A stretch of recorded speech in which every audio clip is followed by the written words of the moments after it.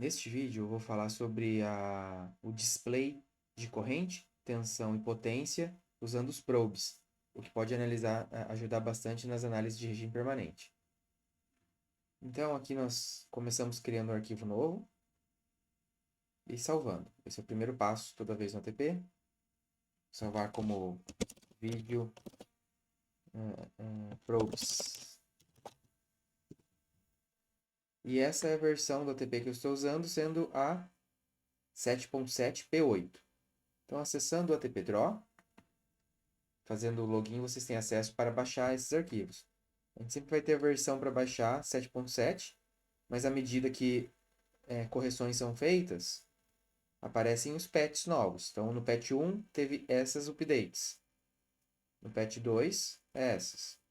Então, é sempre importante verificar até o último patch, que também vai estar na direita superior aqui para vocês baixarem, e vocês sempre atualizarem e copiarem os arquivos do patch para fazer as correções que são necessárias. Então, a versão que eu estou trabalhando aqui é a mais recente.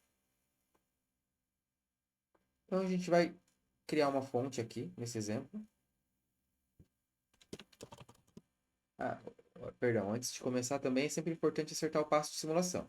Então, eu vou colocar aqui 50 microsegundos, padrão aqui, e a princípio 0.1 segundos. O XOPT 60 e COPT, isso já foi acertado, já foi discutido em outros vídeos, que é o valor de frequência para que os dados de impedância, os dados sejam entrados em impedância, e que a nominal também é selecionado. Então aqui na fonte, vamos colocar uma fonte 60 Hz, vamos deixar aqui, não sei, 138 mil volts, trifásica, linha a linha. Aqui eu vou incluir um resistor qualquer, aqui, um RLC.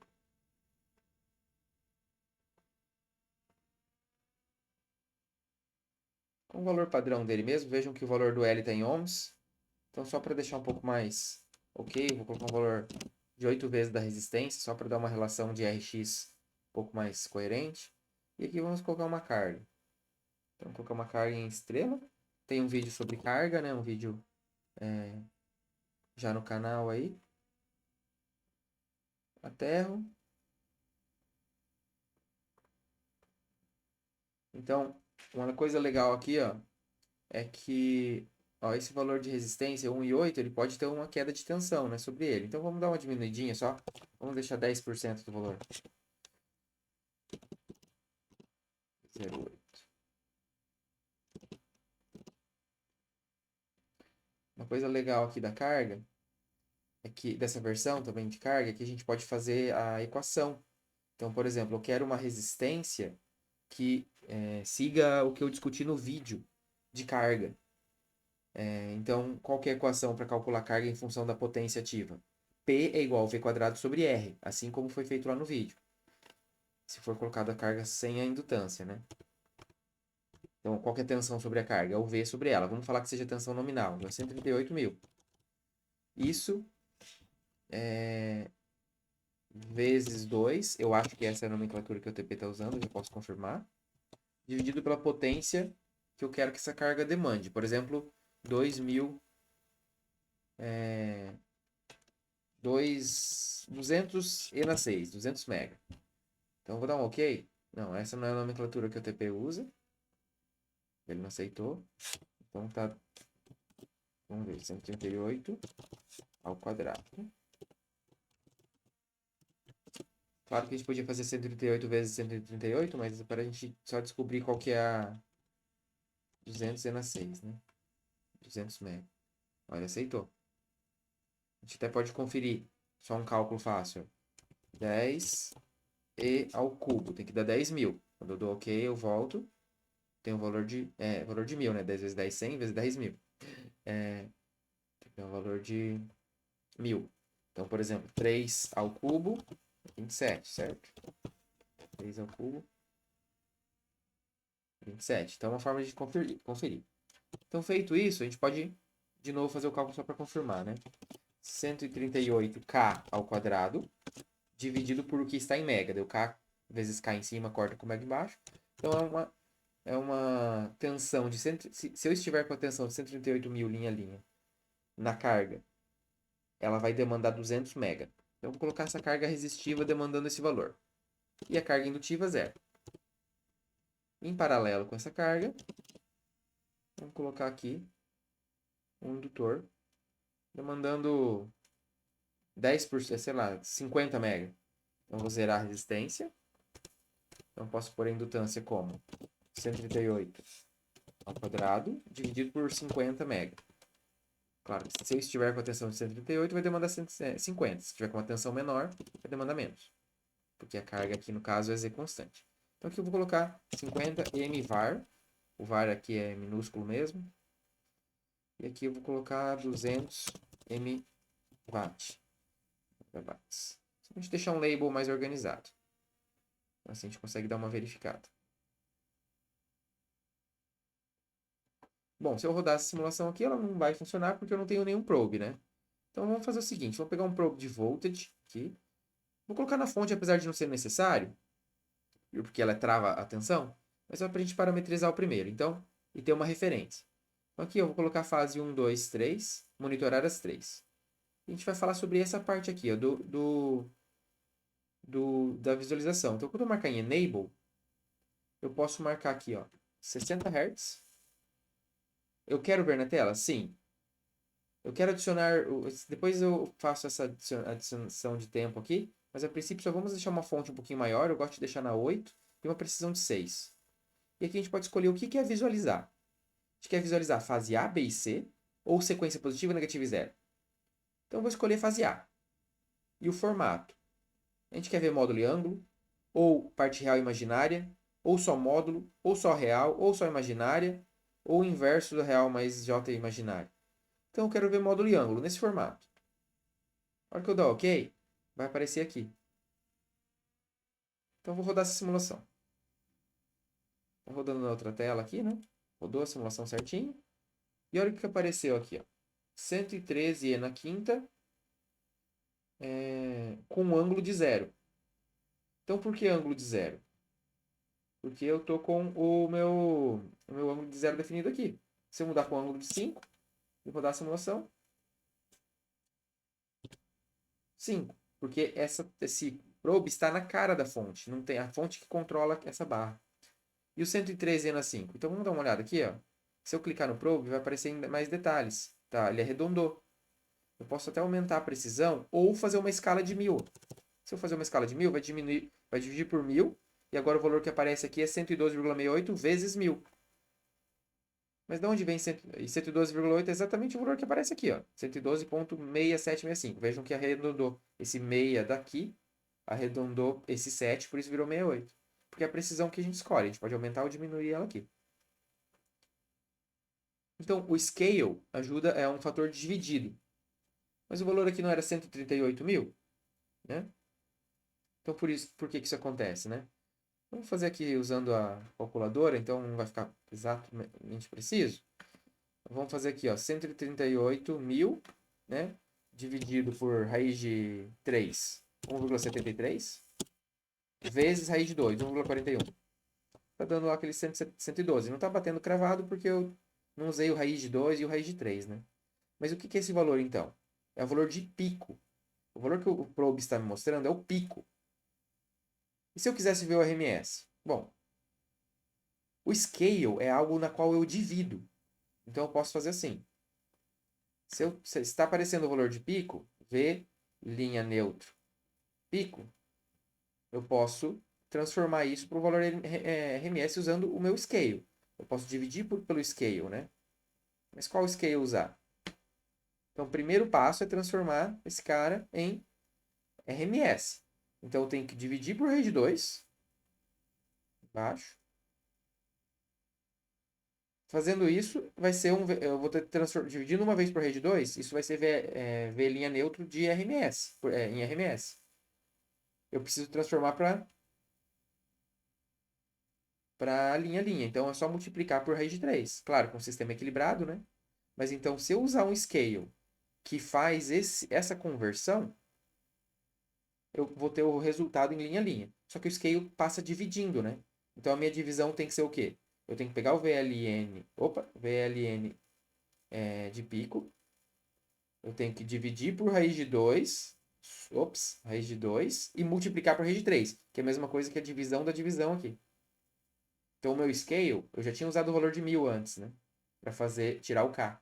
Então, se eu usar um scale que tem esse valor, 1000 vezes raiz de 2 sobre raiz de 3, a minha resposta é para dar em PU. A minha resposta é para dar em... Desculpa, é para dar em linha. A gente já vai transformar para PU daqui a pouco. Então, vamos fazer isso. Ó. 1000 vezes SQRT de 2 dividido por SQRT de 3. A TP também, aqui também aceita essa nomenclatura. Olha lá, apareceu 138. Se eu aumentasse a tensão para 140 mil,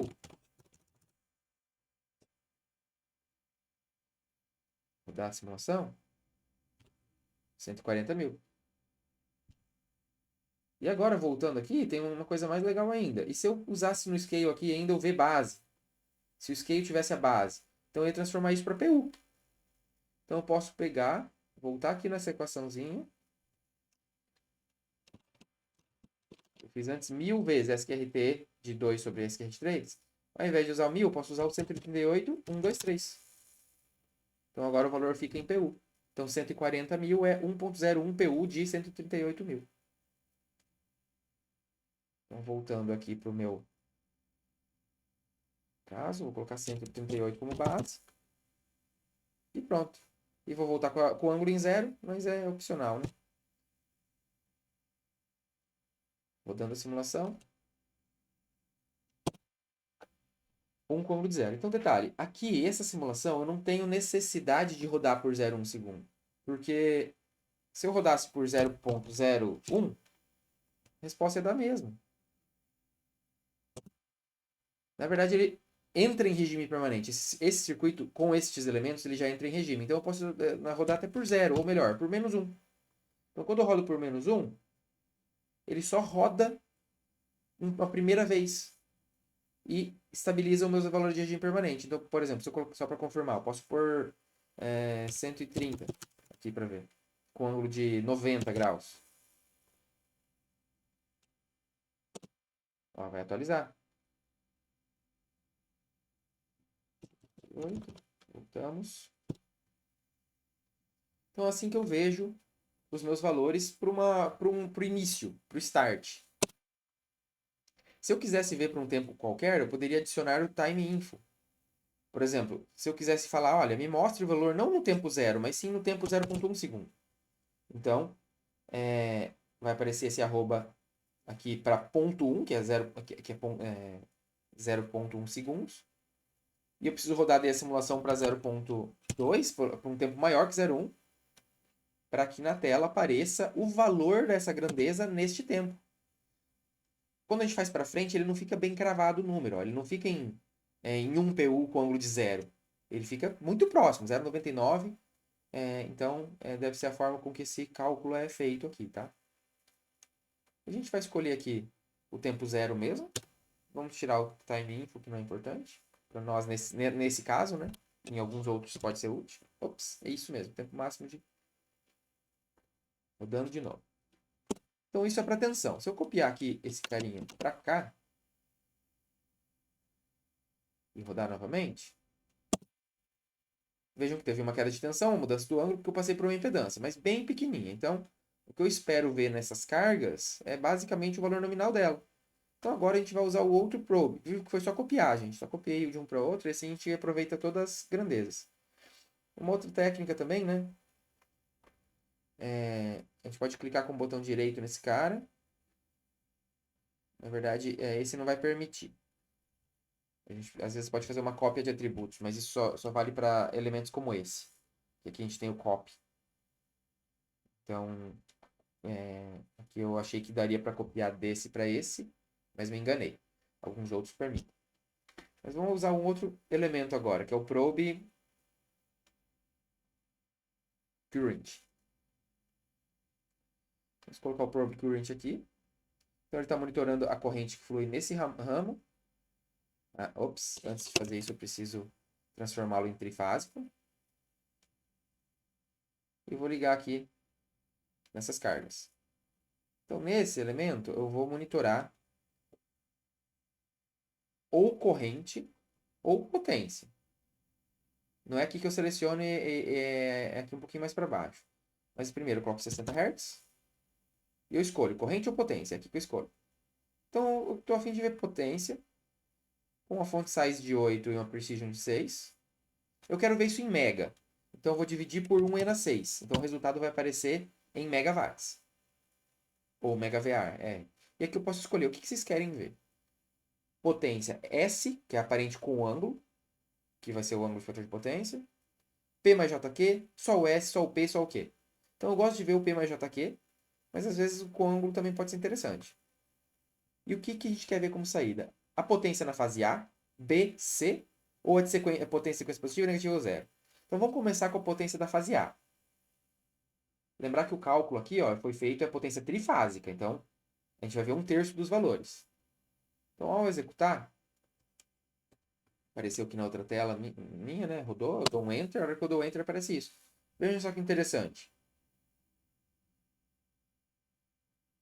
200 dividido por 3, 66, mais J, 50 dividido por 3, 16,6. Foi bem certinho. Quando eu clico aqui, eu posso ver as correntes, módulo e ângulo, e potência, em ativa e reativa. Então a gente consegue ver esses valores por essas abas. Eu escolho ver na tela se eu quiser, corrente e potência, mas aqui sempre esses valores estão. Isso é o valor de fase A, B e C, né? Nessa abinha aqui. Tá, e se eu quisesse ver a trifásica? Então eu poderia escolher aqui, Positive Sequence. Deu certinho ali. Não deu 200 porque eu não estou com a tensão, né? Eu não estou com a tensão de 1 PU nesse elemento aqui. Agora, se eu diminuísse mais ainda essa impedância, dividisse tudo por 1000, por exemplo, então o valor ia ser mais próximo.